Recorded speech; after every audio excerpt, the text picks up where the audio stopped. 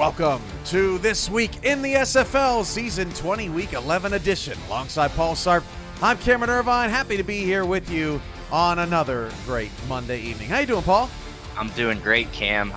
Bunch of games happening this weekend. It was awesome to see some teams fighting back, getting wins, some teams upsetting another team. It was a great weekend, and can't wait to wrap it all up with everyone tonight. It's getting real, isn't it? Just 3 weeks left in the regular season, and it seems like every game matters at this point.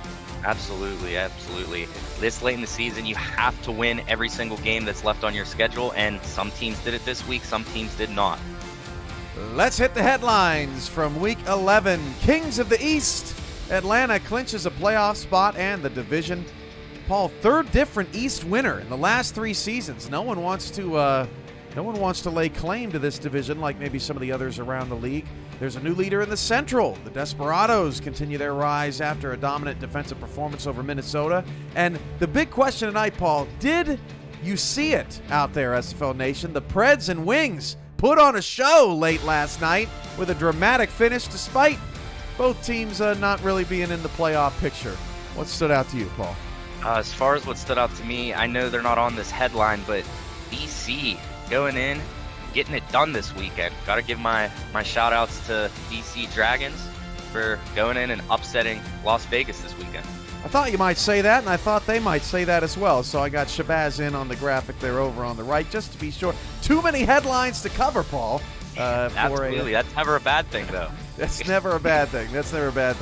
Let's hit some highlights. And this week, who gets the call? We start in Houma, Louisiana, where the Atlanta Swarm were at the Louisiana Revolution, donning their New Orleans Pharaoh throwbacks. Pretty, and so far so good for Louisiana early. A Randy Squarebush touchdown, and then doink, Sammy Steele, a rare 43-yard field goal miss. Kept the score 7-0, but things started to turn for the Swarm. Blocked punt there by Jay Rock would give Atlanta possession, down 7-0. They got a field goal out of it. 10-3. Start of the second half and a fumble. BDG Hollywood lost the ball. Evan Arthur poked it out, and then Dante Grimm recovers the fumble and takes it for 6.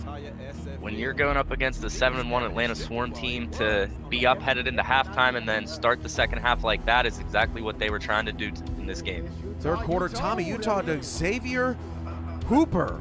Liam Hammer injured earlier, Xavier, the last name on that player. Injured earlier in the game was Liam Hammer, and Louisiana was scatterbrained, kind of like I am. Touchdown, Bryant Dynasty to Siege Falco. Makes it 20-10, and Atlanta starting to get back into it. 8 minutes to go in the fourth quarter. 3rd and 9, and Tommy Utah's looking in the flat, and what are you doing? Jack Napier takes it back and scores. It's a 3-point game. And when you're down 13 points against the tough Louisiana Revolution team, you got to rely on your defense, who has been helping your team win games all season long, and Napier does it here, picking off Utah there and just taking it to the house. He walked right in. The Joker makes it a 3-point game, 20-17. Now 1:13 to go. Atlanta's got another shot. Dynasty off the front foot. Hitch Falco again into field goal range, and no, don't look now. Atlanta has a chance to tie, but they don't want the tie. They want the dub. Dynasty to Boo Chisholm. He's open. He scores. 24-20 now. Atlanta takes the lead. No timeouts left for Louisiana. They would manage to get the ball back despite Jack Napier making another brilliant play as Boo just obscene in the end zone. Watch Napier here. Got him! With 25 seconds left, his second pick of the game. Another pretty play from the Swarm on this comeback trail. And what a way to help your team seal the win. Yeah, Napier with the interception return for a touchdown, and coming up making another big-time interception. Last play, Tommy Utah avoids a sack. He's looking around for someone. He's wide open. He falls over, Paul. He falls over. They got no timeouts. That's the game. And Atlanta wins 24-20 as the clock runs out. They win the East on that play. Your initial reaction, Paul, to Atlanta's comeback win? It's just unbelievable. A team down by as many points as they were with not a whole lot of time left in the game, but the way that they fought back to get another win added onto the season, taking them to 8-1, taking over the #1 seed again. Just a great way to go out and fight back for a win from Atlanta. Now, Louisiana, I mean, this was the game from hell from them. They lost Liam Hammer early in the first half, so you lose your kick returner, your punt returner. Da Vinci steps in.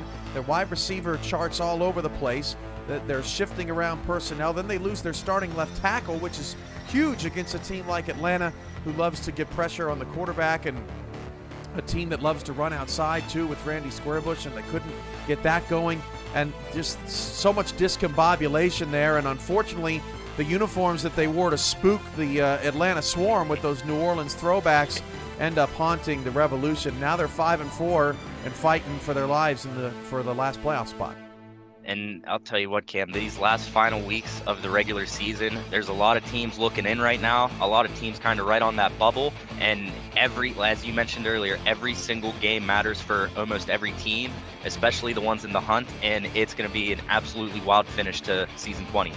We'll get your updated look at the standings, your first updated look of the week at the end of the show. Back to the highlights. Let's go to Denver, where last night Charleston and Denver played a terrific game. This is Dylan Lewis's first career touchdown. He puts Denver up early, 7-0. Denver 2-6. Charleston's 1-8. They've lost 8 in a row, but both teams played well. Kentis Johnson is picked off. Lucas Devore, that's his first career interception. Now watch Saren Storm here, down 10-0. Fumble! And look at the offensive lineman coming over. Actually, that was Terrell Sutherland who ends up recovering the fumble. 13th play of the drive, Saren Storm would punch it in, and Charleston avoids disaster. 10-7 now in the second quarter. Denver up by 3. 13-7 now in the third. Kentis Johnson gets a first down, but more importantly, gets 25,000 career yards. He is the 15th quarterback to hit 25,000 all-time. Former Houston Hyena down 13-7. Look at this! Jumpman! Hunter Sadobi with the touchdown, and Charleston takes the lead. Jumpman, that man up to something on that one, going up and snagging it from two defenders and fighting to get into the end zone to help your team take a lead. Hand off to Sutherland. He scores, makes it 21-20 in the fourth quarter, so everyone getting involved for the Preds. Next possession for Denver. 3rd down and 6. That off the helmet of Jack Brown, and Matt Ryan comes up with the pick. You don't see that every day. No, you do not, Cam. And what a time to make a play in the fourth quarter. You're up 1, and you're just trying to help your offense take the ball away, and that's exactly what Matt Ryan did there on that play. So Charleston's got the momentum, under 5 to go. They flip it outside. That is another touchdown. Murphy with the score for Charleston. They're up 28-20. That sets the mood. Under a minute to go. 4th and 2. Struthers needs it. Pass is caught. Mosley dragging down to the 1-yard line, but can't get in after a sack. Struthers back in the end zone. Ooh. Logan Keel taps the toes and gets it in. 28-26. So Denver will go for 2. Denver will go for 2 to tie the game. Denver will go for 2. What are they doing? Go for 2. Oh, it's a fake. Oh, it's terrible. Charleston wins for the first time in 2 months. 28-26. Another wild ending as we quickly shift to Portland. Seattle at Portland.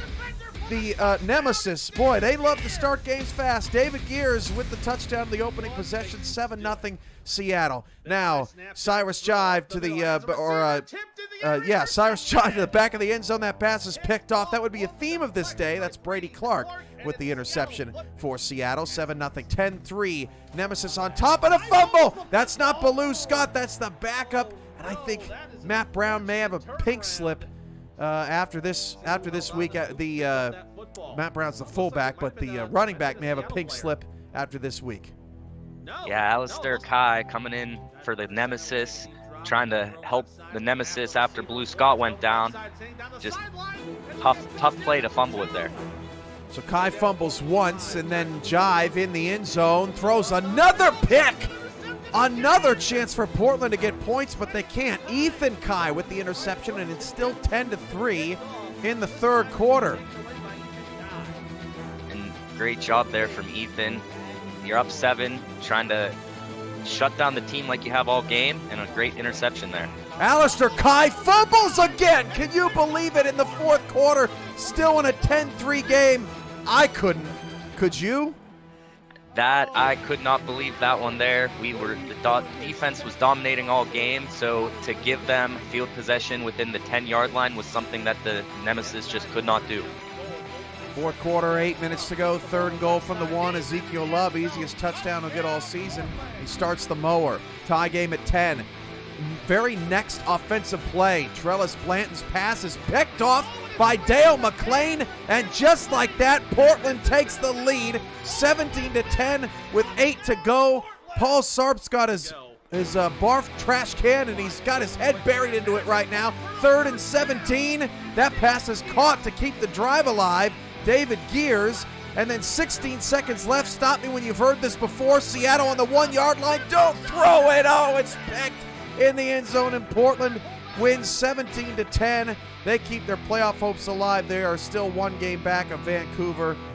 Paul, you can get off this game in roughly 10 seconds. Your last thoughts on Portland getting a huge win, keeping their season going. Hey, I was just glad that Cyrus Jive didn't throw 24 straight completions on us this weekend, but incredible job to Portland Fleet for getting the job done and fighting to come back and stealing that game. That's the way to be an optimist. Portland's got Vancouver last week of the season, but they got to keep pace. Going back to that Denver-Charleston game, great for Charleston, but agonizing for Denver, who's on the losing streak of their own. That's a tough way to lose a game.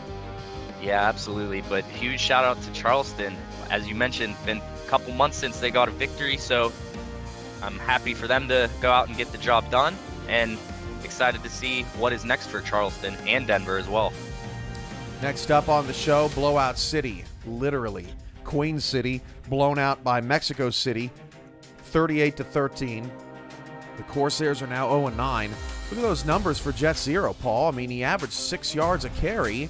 Just didn't get him the ball too much on Lakemen, the rookie, but he's still playing well. It's crazy. These box scores of some of these teams getting blown out. The numbers don't look all that bad, but they're just not turning into wins. Yeah, the Lakeman, wow, he's having an incredible rookie season. As far as the team struggling a little bit, it's I don't want to say that it's all on the Lakeman, but John Lakeman's playing great, and Mexico City, this is just what they do season after season, Cam. They are your current South leader. We'll get to the South race momentarily, but look at those rushing numbers from Phoenix Jones and Ray Bentley, a total of 270 yards between the two of them, and the two of them, not even counting extra points, scored 24 all by themselves. Hell, even Ray Bentley outscored Queen City 38-13. Here's another city blowout. Houston roughs up the V8s 52-24. This is becoming a trend on the show, Paul, talking about Motor City and Queen City in a blowout in a box score.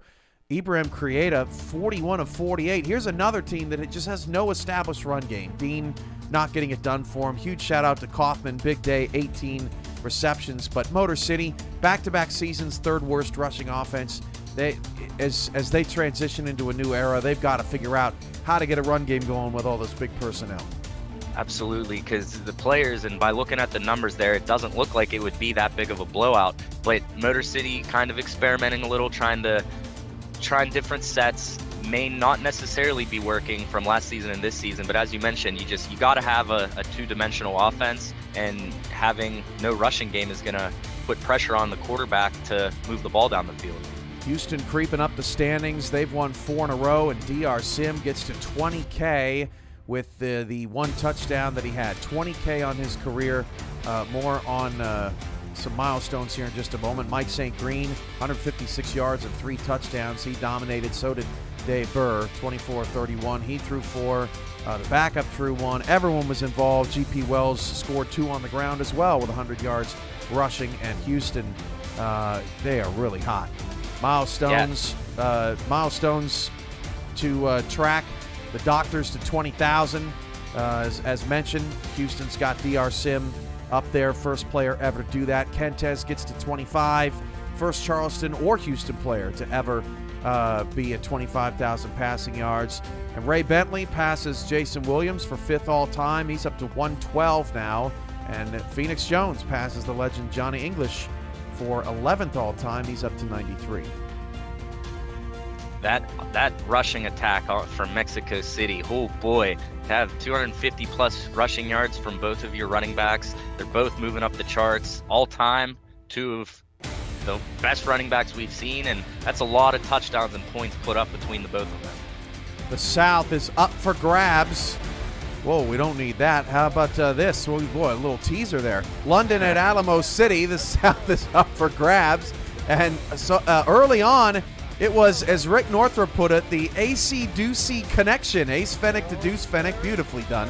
One of my favorite moments of the week. But Robert Merrill would get going and steal the show. London takes a 10-7 lead. 2:40 to go in the first half. And Fennick's getting picked off by Jack Russell, who had himself a day.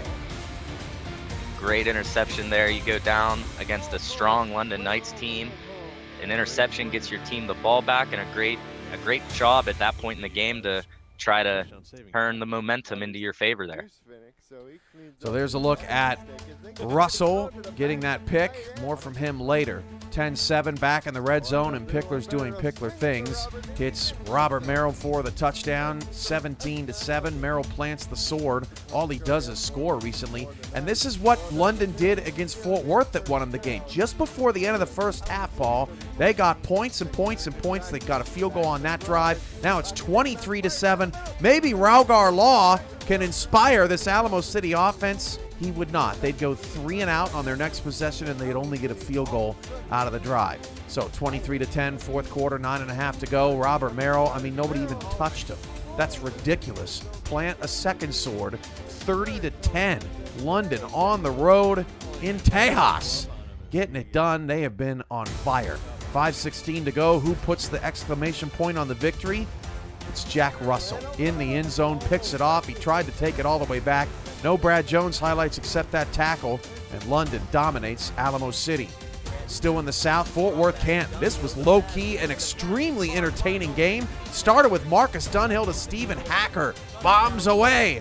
And Fort Worth takes a 7-0 lead, up 10-0. Cam Curtis fires down the field, picked off by Delaney Nash, and he's dashing in for 6. Pick 6, second quarter. At this point, Paul, it looked like it was over. 17-0. Canton's offense still struggling, but they find some juice just before the half. Cameron Curtis down the field. Al Dillapre Sr. down to the 14-yard line. Despite 3 picks, Canton's still in the ballgame. 17-3. Next play, Curtis to Jack Wall. That's a score. 17-10. Touchdown Classics not down all that much, keeping things interesting. A little bit north of San Antonio, up in Fort Worth. We head to the second half. After this from Jay-Z Bacon, this dude's just a beast. Yeah, Jay-Z Bacon, a lot of people were skeptical on if he could be a factor in this Fort Worth offense, and he has proven that this season he is absolutely confident in himself and has lived up to the expectations that were set upon him. Canton over pursued, and Bacon made him pay. Fort Worth tack on a field goal to the drive. 3rd and 1 of the 14. Dunhill fires into the end zone, and that's a touchdown to Stephen Hacker. 24-10. Fort Worth on top. Hacker's got 2 touchdowns. Now it's 30-10. 1:50 to go in the third, and it's plays like that that get you back in the game. Touchdown, Canton. Mike Twinscrew, I don't know how he came up with this, but this started Canton's surge. And Mike Twinscrew he's practicing his hand-eye coordination before the game, and just you keep your eyes on the ball at all times, and lucky for him, it fell right into his hands and was able to get across the goal line and score 6 points for his team. If you thought that was good, watch this next play from Connor Darien. 30-17, 2 plays later, late in the third quarter, Dunhill throws. Oh my gosh! Get up and go get it! Connor Darien with the pick, and Canton is in business late in the third quarter against a Fort Worth team that's coming off beating down Mexico City, beating down Baltimore a couple of weeks ago. But man, this Connor Darien play, that is just stupid. I'm super glad we got to see that for a second time. What an incredible interception to try to help your team fight back to get this game. But how do you stop a comeback? A little bit of Gond in your life. That's a sack, forces a field goal. Now 30-23 with 4 minutes to go. and Jay-Z Bacon scores a touchdown, makes it a 2-score game, and puts the game under wraps. Cam Curtis, this boy has heart. Down 14, look at this, avoids a sack and takes off running, still trying to help his team win, spins out of one potential tackle, but a pick in the end zone. He actually threw 2 picks in the end zone in the last 3 minutes, and Canton would fall in this game, and they would fall to 3-6. They are almost out of the division race. They would have to win out.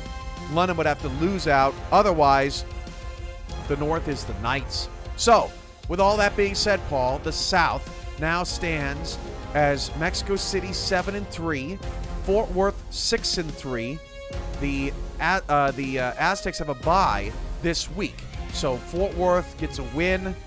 They will claim first place in the South heading into Week 13. And then you've got Houston 5-5. You got Alamo City 5-5. Now, Paul, it's my humble opinion that because the South has the North on the back end, I don't really see Houston or Alamo City making a push for the division because Fort Worth and Mexico City are playing the same teams. They've got the South's got a pretty cush at the moment because the North is really, really struggling. Fort Worth's in the driver's seat.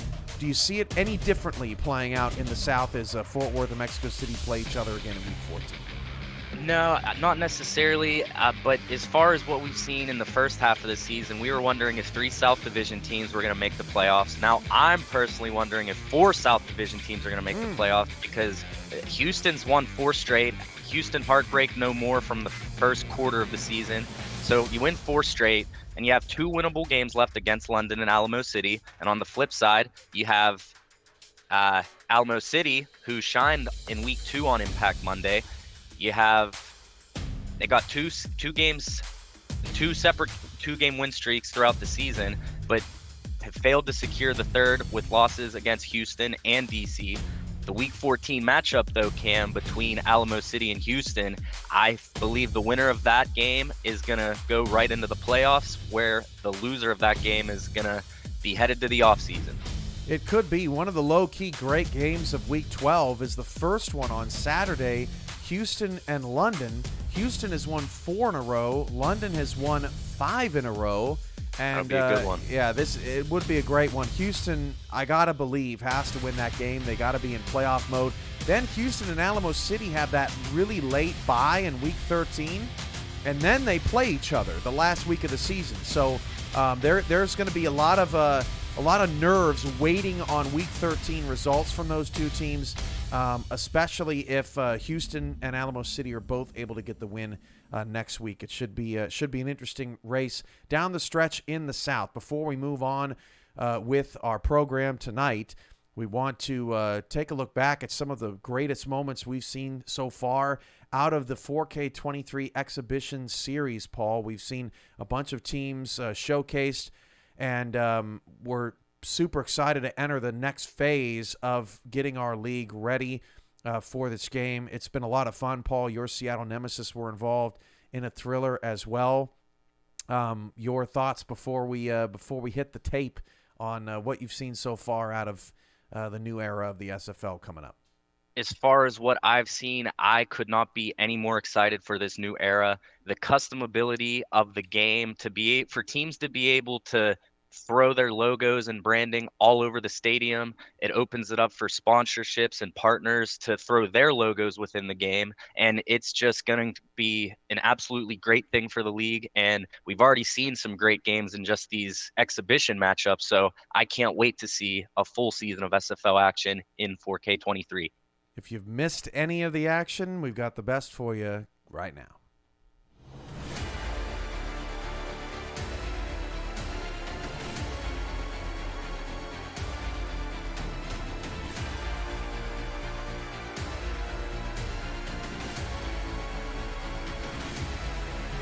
Here comes the SFL blimp.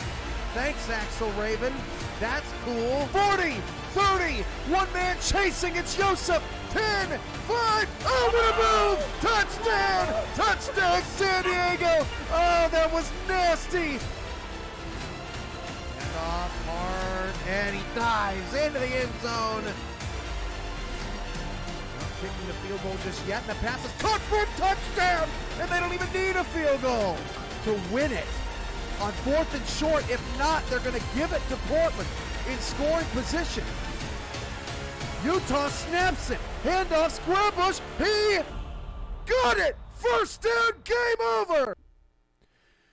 That last one, Paul, might be my favorite moment of what we've seen, because we saw a team up 3 go for it in their own territory on 4th and 1 to ice it. That aggressive mentality, no timeouts in that situation, no trying to get – I mean, it's just going for it, right? Going for it in a moment that you need a win. And look, if you can't get half a yard, you probably don't deserve to win the game, and Portland could have had a chance to win it there.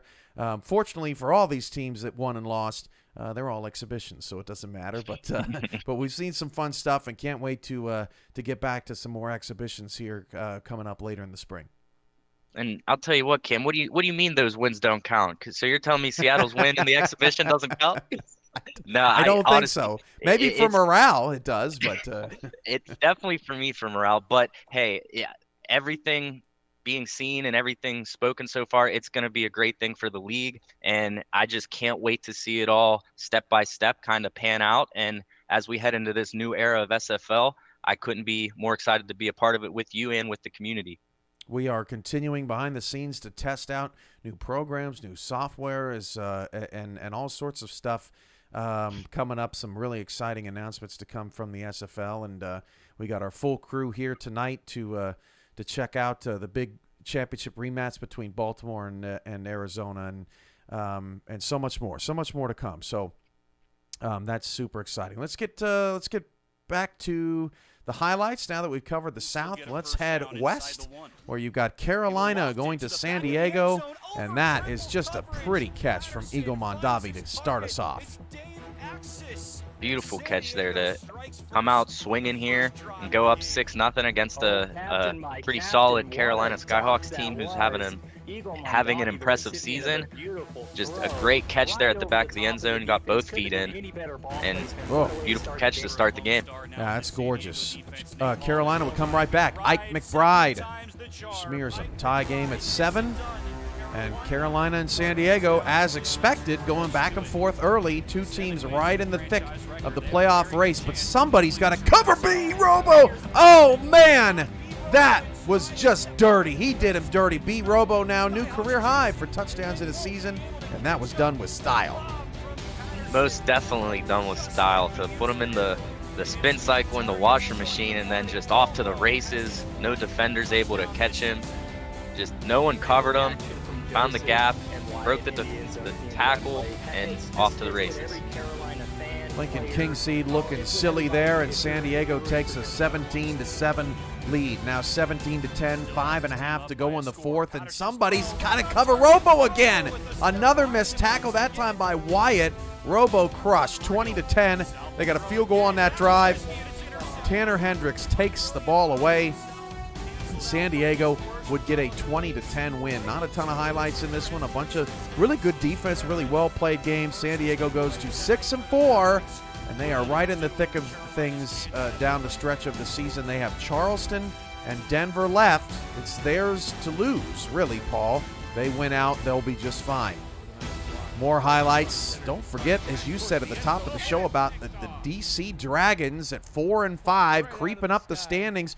Early on, felt pretty good for Vegas. Chris Magel, nice play in the end zone, but it would quickly turn sour. Eric Price is decked. I mean decked. There's 4 DC Dragons in the backfield. He loses 6 and gets stood over. To make matters worse, on 3rd and 16, he's pummeled again. Declan O'Rourke drags him down and pushes the Fury all the way back to the 6-yard line. That would force a 4th and 24 and turn the game on its head, 7-0. Look at the smooth throwing motion from Shabazz Synergy all the way to Mike Churchill with a 7-0 lead. And Shabazz and Mike Churchill are cooking early. Kevin Say, look at the vision. Whoop, whoop, whoop, whoop. Just gets through everybody down to the 7-yard line.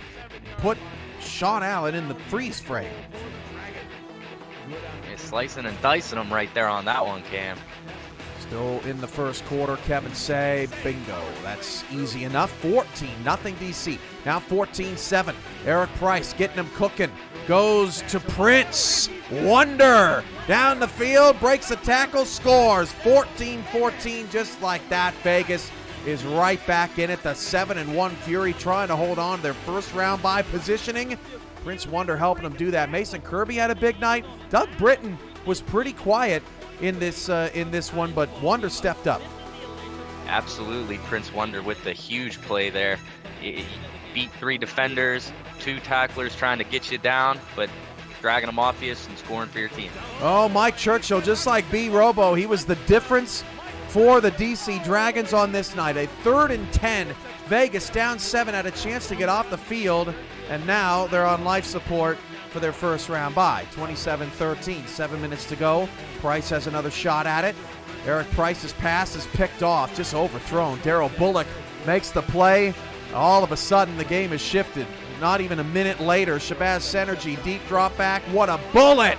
Josh Gill almost hit his head on the goalpost. 34-13, DC smoking Vegas at this point. A shocking result. Watch this play. Speaking of shocking, just a little spot route, breaks the tackle, and, well, guess that's the end of that. Nobody's in sight. Mason Kirby scores. Look at the blocking on second look on this play, Paul. Really curious looking play. Yeah, it's just no one in sight. After, sure, that you spin out and get away from a defender, but after that to just run and have no one even in the screen is just incredible. And you might be able to see it on the replay here. Look, just ran a little 5-yard route, makes 2 people miss. Great blocking down the field. Incredible blocking. Just got away from everybody. That's what Mason Kirby can do. 34-20. Unfortunately for Vegas, it would be too little too late. How would DC put the final staple on this one? Well, ho-hum. 4th down, and they get the stop. 34-20. DC gets the win. So they are now 5-5, and really right back in the thick of things of the playoff race. They get a huge SOV bump by beating Las Vegas, so that's going to launch them into the 400s for SOV tiebreaker. And they still have a chance, Paul, believe it or not, to win the division. Now, they'd have to win their last 2 games. Baltimore would have to lose their final 4. I doubt that's going to happen. I don't think DC should be betting on that to happen either, but they're still right in the race for the wild card. DC wins and San Diego wins. That means that they get flexed. Impact Monday in Week 13 is headed to our nation's capital, where the currently 6-4 San Diego Mavericks will be coming off a bye. They will be taking on the 5-5 DC Dragons, also coming off a bye on Impact Monday. These 2 teams right on the edge, the fringe of playoff contention, and it's going to be a playoff-type atmosphere in Washington, D.C. in a couple of weeks. Yeah, I can't wait to see that one here. As you said, Cam, in just a few weeks, both of these teams right on the bubble. So as we mentioned earlier, with the season winding down, these are must-win games for teams, and both of these teams need every win they can to help get them into the playoffs, and it's just going to be a great Monday night, and I'm excited for it. Here's your updated national broadcast primetime schedule coming up. This upcoming Saturday on Next Level Sports, Portland is 1 game back of Vancouver. The Revs are now in a fight for the last wild card spot, or one of the few last wild card spots. Portland and Louisiana, Saturday on Next Level Sports. Next Monday is a flexed Impact Monday game. We'll see Atlanta taking on Indianapolis. Paul, we last saw Atlanta when they came back in the second half against Sioux Falls and stayed undefeated. We last saw Indy fall to Minnesota, but this is a completely different team they're playing right now. But they trail Tulsa, who Atlanta has the next week. Get ready to see Atlanta on national television, folks. Saturday, April 8th on Next Level Sports, Atlanta and Tulsa. Paul, 2 teams that didn't even make the playoffs last season are in the top 4 right now. If the playoffs started today, they are in the top 4. And dare I say it, could it be a championship preview? Tulsa and Atlanta. That comes your way in 2 weeks on Next Level Sports. And if it is a championship preview, oh boy, what a game it would be. We're going to see a little sneak peek to finish the regular season off. But I'll tell you what, if both of these teams are going to make their way to the championship and play one another, some wild things are going to have to happen in these playoffs. And boy, I can't wait to see some playoff SFL football. Speaking of Tulsa, it happened at the beginning of the week, but Tulsa got a pretty impressive victory against the Minnesota Legend in a battle for first place in the Central, and it started with Mr. Gabriel Manning. This was not an easy return. He makes it look easy. That is ridiculous. Tulsa takes a 7-3 lead. And we've seen it a few times this season. Gabriel Manning is a playmaker, and boy, that guy's fast. Johnny Reno's pass picked off by Marco Swift. He'd have 3 on the day. And Johnny Reno get used to fighting with Cameron Shaw and the rest of this defense and looking disheveled. 13-3, second quarter. Uh-oh, JQ throws it away, gets Minnesota right back in the game. That's a pick 6 and a touchdown. It's at 13-10. Legend only down 3. Just an incredible game, back and forth all game long. And Manning again dialing up the deep ball on Minnesota. Douglas Brown breaks a tackle. He scores 20-10. Tulsa in the third. Keep in mind on that 10 on the scoreboard for Minnesota, still don't have an offensive touchdown in the game. 7:45 to go in the fourth, and this gives Minnesota another shot. Down 10, opportunity to get some points on the board. On another pick from JQ. He had a terrible day, but 3rd and goal at the 10. Paul, they really struggled all day in the red zone. They only get a field goal out of this drive, 23-16, and then look, another end zone interception from the 1-yard line this week, Paul. That seemed to be a theme. Marco Swift is 3rd of 3 picks, and Tulsa gets the win over Minnesota, 26-16. They are 7-2. And a great job from Marco Swift, a great showing from him. And Cam, of all these teams this season to be the most impressive, I gotta go with Tulsa because they've really turned things around. From seasons 15 to 17, they had an 11-25 record. Fast forward to seasons 18 through 20, they now have a 21-12 record with games against Seattle, Atlanta, and Indianapolis left. So they totally changed things on how they've done it over the past few seasons. And looking back to season 17, where they went 2-10, Cam, they're nearly doubling their points per game this season. Back in season 17, they averaged 14.9 points offense a game. This season, they're averaging 28.8 points.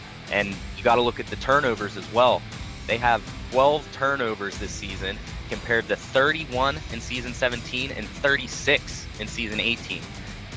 Just impressive showing this season. They're really changing things around.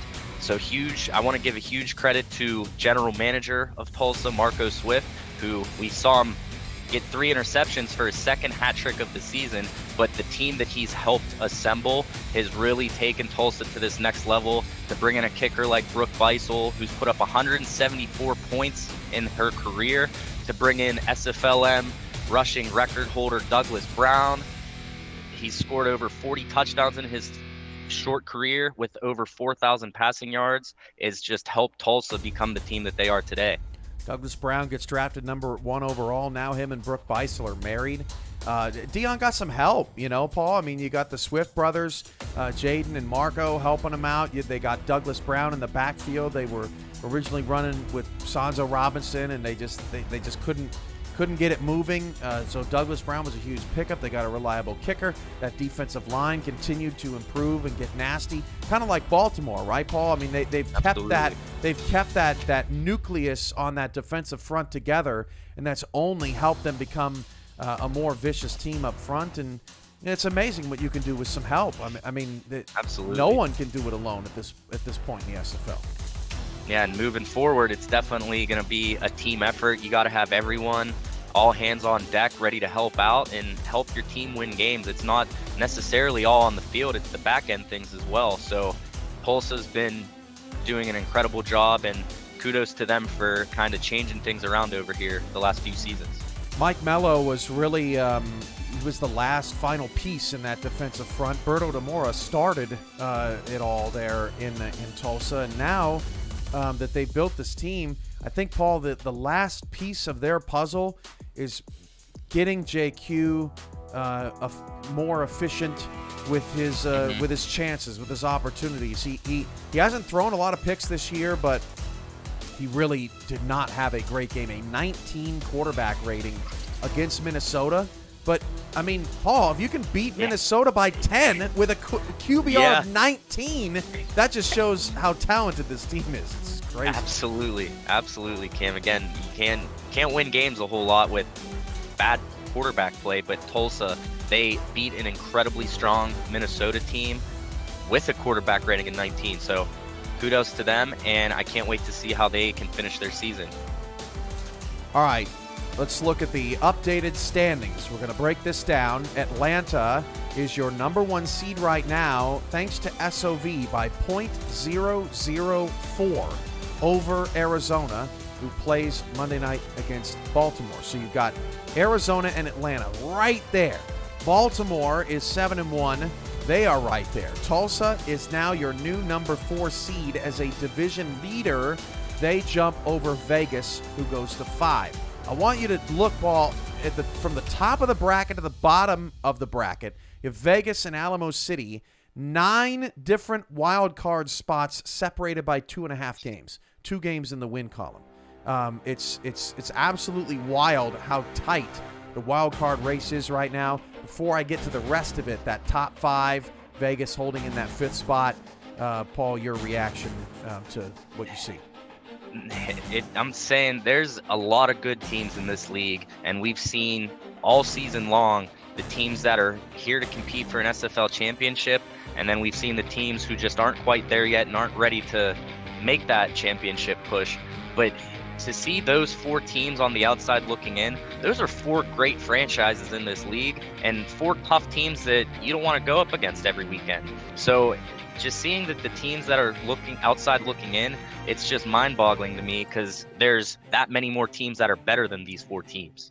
I see 8 championship contenders on this graphic. I'm not gonna say which 8 because I don't want to. I don't want people throwing bricks through my windows or anything, but I see 8 on the list, and that's a lot, Paul. Sometimes we usually have 3 or 4, but there's a lot of teams that could win it. Mexico City's in the 6th spot right now. They're alone at 7-3 off next week. London leads all 6 and 3s as a division leader. They're in the 7th spot. Fort Worth is in the 8th spot at 6-3. That head-to-head game from Impact Monday, Paul. Minnesota beating Indianapolis, that big rivalry game. Yeah, and think about this, Paul. They are the 9-10 spot. We are 1 spot away from that being an 8-9 wild card playoff game in Minnesota and Indianapolis. That would be unbelievable. San Diego is 6-4. They are in that 11th spot, and Vancouver leads the Pacific, so they take the last spot. Louisiana, D.C., Houston, Alamo City. They're all right there. A tough loss for Louisiana takes them tumbling out for the moment, but I think they still have it's their spot to lose essentially, Paul, because they have a better strength of victory than San Diego. They just have to start stacking up some wins. Yeah, and when you have the number 1 pass offense in Indianapolis, it's something you can't ignore. Ryan Roosevelt's been unreal all season long. I'm not sure if he's on pace to set any records as of right now, but I'll tell you what, that he's got to be the most interesting player to watch play as far as season 20 in SFL goes. You have one of the top scoring offenses in Vegas, top rushing offense in Mexico City, top passing offense in Indianapolis, and none of those teams are in the top 4. It's just, it's wild. It's a league right now that is littered with talent, and we can't wait to see how it stacks up over the next 3 weeks of the season. If you've been watching This Week in the SFL on Next Level Sports, stay tuned for more SFL coverage here on NLSE. And if you're on our SFL YouTube channel getting ready for the Monday Night Spectacular between Baltimore and Arizona, Season 19 Championship rematch, that is coming your way in just a little bit. For Paul Sarp, I'm Cameron Irvine. This has been This Week in the SFL, Week 11 edition. We will see y'all next time. Stay tuned for more SFL action.